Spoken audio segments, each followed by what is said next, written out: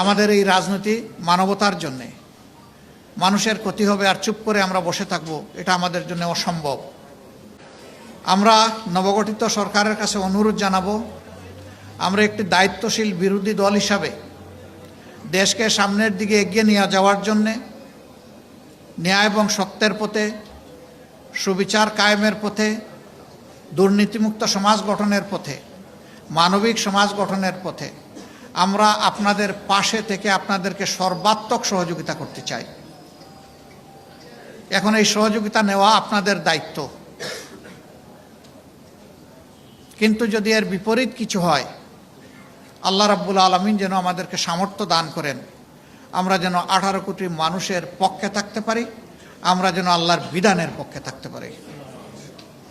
এখানে আমরা কোনো আপোষ করতে পারবো না। আমাদের রাজনীতি আমাদের জন্য নয়, আমাদের এই রাজনীতি মানবতার জন্যে।